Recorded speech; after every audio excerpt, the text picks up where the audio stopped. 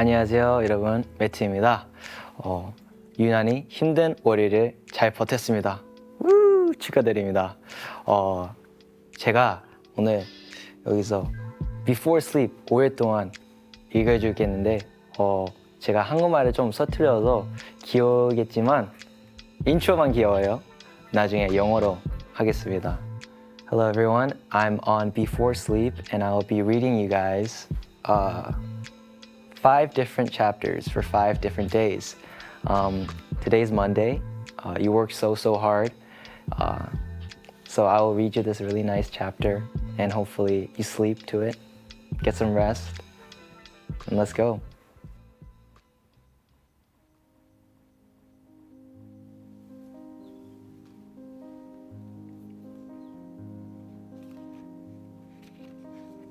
Monday.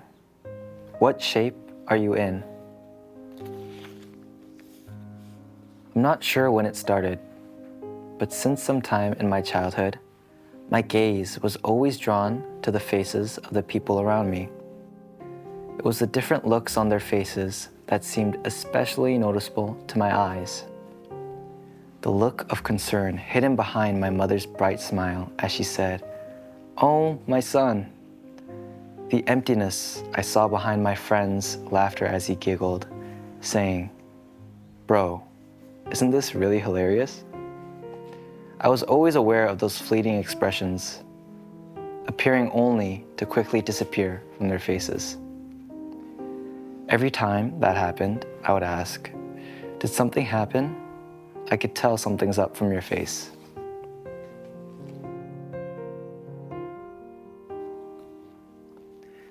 Then I'd take them out to eat something delicious or bring them somewhere nice, hoping that my small kindness could brighten them up. Deep down, in the hearts of the ones dear to me. When I'd hear, "Thank you, you made me feel so much better," it touched my heart in a way that went beyond simple satisfaction. The fact that I was someone who could help others, that alone felt like a medal in my life. Since then, I think I've lived my life paying close attention to the faces around me, just in case I might pass by someone struggling through a rough patch. But a friend of mine who knows me well told me that I was a careaholic and that it was my weakness, and that it was just a nice guy syndrome, that I was doing things I didn't have to, all because of my desire for recognition, that I was letting myself be used by others and failing to gain anything for my own good. That, in fact, many people felt I was overbearing because of my behavior, that it was a weakness I needed to fix. This side of me was my weakness. I was shocked to hear that from my friend, but they seemed right, because sometimes I get tired of myself too. After that day, I started to re-examine my actions one by one. When I saw a gloomy look on my friend's face, I pretended not to notice it, afraid they might find it burdensome that I did. And when I felt the urge to help someone in need, I held back, thinking it was probably just an act to make myself feel good. If someone asked too much of me, I'd wonder if I somehow seemed easy to them. I found myself searching for YouTube videos with titles like "How to Say No" and "How to Love Yourself," trying to live according to what the world claims are the right answers for life. But how can I explain this? The more I tried to care less about others, the more time I had for myself. But it didn't make me happy at all. I thought that if I fixed this weakness, I'd become a better person. But instead, the actions I took to fix it only seemed to create new weaknesses, one after another. I became suspicious, sensitive, and fearful, and I didn't like anything about myself. How did I end up like this? One morning, I was heading to my first class of the day. I was walking briskly eager not to miss the attendance check, when I noticed a little boy riding a bike. He was riding so unsteadily that I thought he might fall at any moment. My attention locked onto him. Sure enough, as he turned a corner, he toppled over with a loud thud.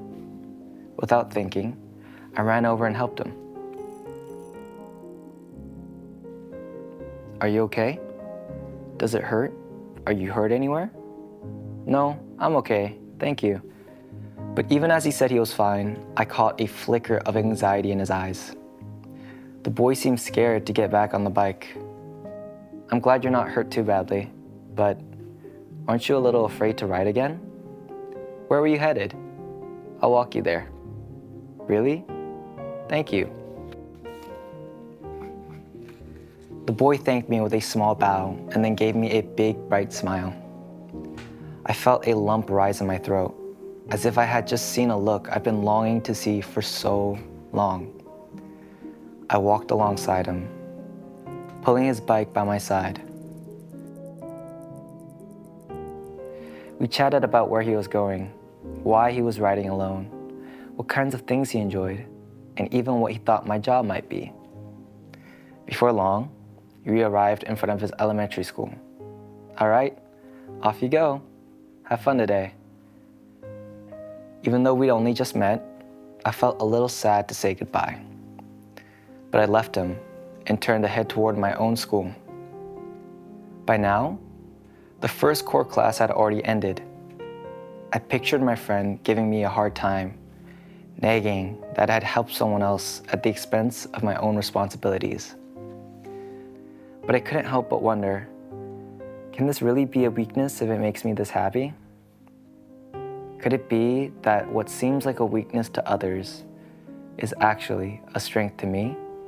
And maybe what other people see as a strength doesn't always feel that way to me. At least for me, this weakness felt like a strength. So much so that I began to think maybe weaknesses and strengths might just be the same thing. The weakness of being a careaholic, of not being able to say no, could actually be a strength of being considerate and kind. The weakness of obsessing over trivial things could be a strength of being meticulous and making fewer mistakes. The weakness of being emotionally volatile and sensitive could be a strength of being artistically in tune with the world. The weakness of feeling restless and mentally unstable could be a strength of being active and passionate.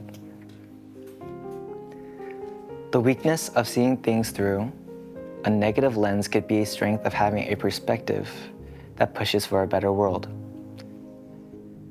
Is it really necessary to separate strengths from weaknesses when, in the end, I am the sum of them all? Every one of my so-called weaknesses is what makes me most lovable. You are most natural, most beautiful when you are simply yourself. What about you?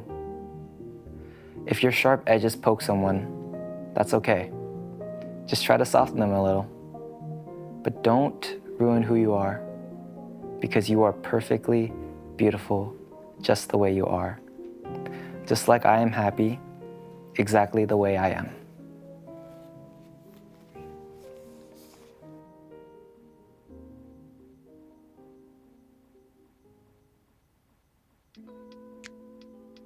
네. 처음으로 제가 다른 사람한테 책을 읽는데, 뭐가 읽어도 감동이 있고, 너무, 뭐가 다른 사람이 저한테 책을 읽었으면 사랑스러울 것 같아서 너무 좋은 것 같고, 따뜻한 마음으로 읽었습니다. 네.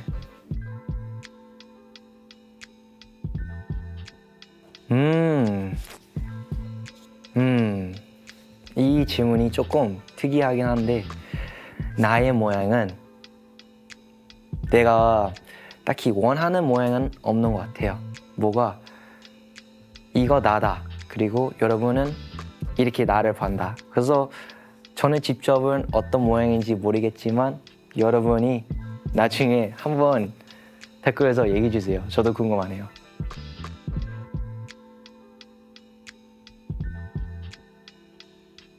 스스로 생각하는 단점. 일단은 지금은 나의 한국어입니다. 하지만 그것도 나의 매력이라고 합니다. 제로스들이 그걸 귀엽다고 해줘서 너무너무 감사하고요. 이 책처럼 나의 단점은 나의 힘도 될 수 있다 이런 얘기인데 딱 똑같은 생각입니다. 네, 월요일인데 제일 힘든 날을 잘 버텼습니다, 여러분. 그래서 내가 읽었던 책을 잘 들었으면 좋겠고 오늘도 잠 많이 자고 내일은 화요일인데 그것도 힘드네요. 근데 화이팅! 할 수 있어! 근데 내일은 또 좋게 읽어줄 테니까 화이팅 하자! 사랑해! 바이바이!